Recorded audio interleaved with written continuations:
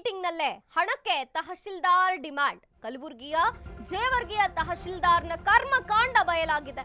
Open meeting ನಲ್ಲೇ ಹಣಕ್ಕೆ demand ಮಾಡಿದ್ದಾರೆ ತಹಶೀಲ್ದಾರ್. ಕಲಬುರಗಿಯ ಜೇವರ್ಗಿಯ ತಹಶೀಲ್ದಾರ್ ಕರ್ಮಕಾಂಡ ಈಗ ಬಯಲಾಗಿದೆ. ತಹಶೀಲ್ದಾರ್ ಮಲ್ಲಣ್ಣ ಯಲಗೋಡ ವಿರುದ್ಧ ಗಂಭೀರ ಆರೋಪ ಕೇಳಿ ಬಂದಿರುವಂತದ್ದು. ನನ್ನ ಹೆಸರಿನಲ್ಲಿ ಹಣ ಮಾಡ್ತೀರಿ, ಹಾಗಾಗಿ ನನಗೂ ಹಣ ನೀಡಿ ಅಂದಿದ್ದಾರೆ. ತಹಶೀಲ್ದಾರ್ ಹಣಕ್ಕೆ ಡಿಮಾಂಡ್ ಮಾಡುವ ಆಡಿಯೋ ಇದೀಗ ವೈರಲ್ ಆಗಿದೆ.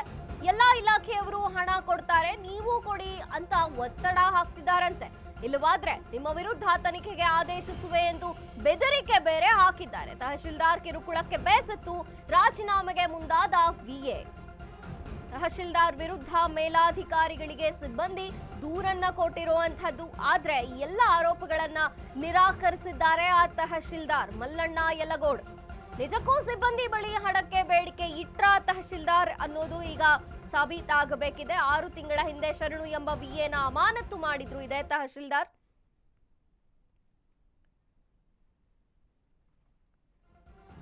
ಓಪನ್ ಮೀಟಿಂಗ್ ನಲ್ಲಿ ಹಣಕ್ಕೆ ಡಿಮಾಂಡ್ ಮಾಡ್ತಿದ್ರಂತೆ ಕಲಬುರಗಿಯ ಜೇವರ್ಗಿಯ ತಹಶೀಲ್ದಾರ್.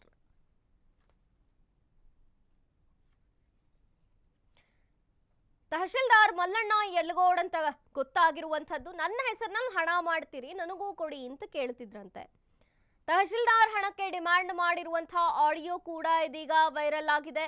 ಎಲ್ಲಾ ಇಲಾಖೆಯವರು ಹಣ ಕೊಡ್ತಾರೆ, ನೀವು ಕೊಡಿ ಅಂತ ಸಿಬ್ಬಂದಿಗಳ ಮೇಲೆ ಒತ್ತಡ ಬೇರೆ ಹಾಕ್ತಿದ್ರಂತೆ. ಇಲ್ಲವಾದ್ರೆ ನಿಮ್ಮ ವಿರುದ್ಧ ತನಿಖೆಗೆ ಆದೇಶ ಮಾಡ್ತೀನಿ ಅಂತ ಬೆದರಿಕೆಯನ್ನು ಹಾಕ್ತಿದ್ರಂತೆ. ಇಂಥ ತಹಶೀಲ್ದಾರ್ ಕಿರುಕುಳಕ್ಕೆ ಬೇಸತ್ತು ವಿಎ ಏನಿದ್ದಾರೆ ರಾಜೀನಾಮೆ ಕೊಡೋಕೆ ಮುಂದಾಗಿದ್ದಾರೆ. ತಹಶೀಲ್ದಾರ್ ವಿರುದ್ಧ ಮೇಲಾಧಿಕಾರಿಗಳಿಗೆ ಸಿಬ್ಬಂದಿ ದೂರನ್ನು ನೀಡೋಕೆ ಮುಂದಾಗಿರುವಂಥದ್ದು. ಎಲ್ಲ ಆರೋಪಗಳನ್ನು ಅವರೇನು ಒಪ್ಕೊಂಡಿಲ್ಲ.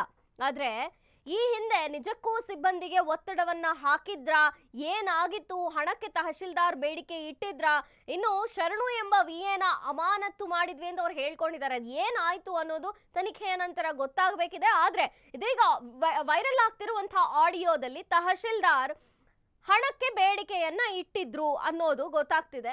ಬೇಡಿಕೆ ಇಟ್ಟಿಲ್ಲ ಅಂತ ಅವ್ರು ಹೇಳ್ತಿದ್ದಾರೆ. ನಾನೇನ್ ತಪ್ಪೇ ಮಾಡಿಲ್ಲ, ನಾನು ಹೆದರಲ್ಲ ಅಂತ ಮಲ್ಲಣ್ಣ ಯಲಗೋಡ್ ತಹಶೀಲ್ದಾರ್ ಈಗ ಹೇಳಿಕೆಯನ್ನ ನೀಡ್ತಿರುವಂಥದ್ದು.